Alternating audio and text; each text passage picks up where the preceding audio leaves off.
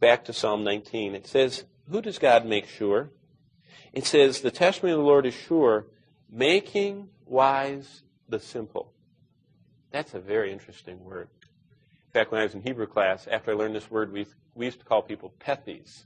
That's the Hebrew word, P-E-T-H-I, a pethy. What's a pethy? Well, you've all seen pethies. Andy Griffith. Who was the little sidekick of Andy Griffith, the sheriff guy? Barney. There's a TV watcher right there. Barney!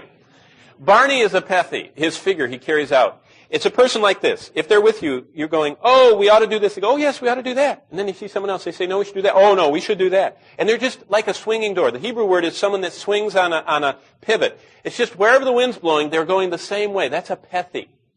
Someone that doesn't know. I mean, if the crowd's going this way, they're going this way. If the crowd goes this way, they go this way. They're a pethy. Now listen, a pethy is a person that's naive, or literally one who has an open door mind.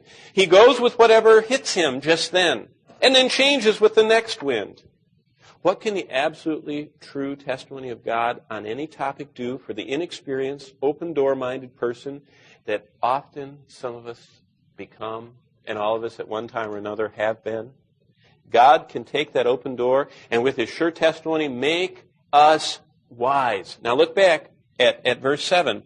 The testimony, that's the divine witness of the Lord, is sure. That means it's firm, it's supported.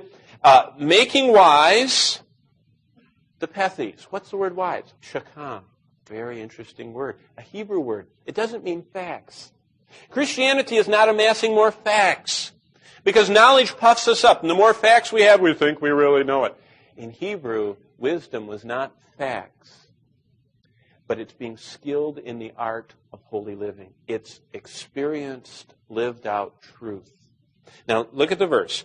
It says that God, his sure testimony, will give us a witness and confirm in our lives how we can be skilled in the art of holy living.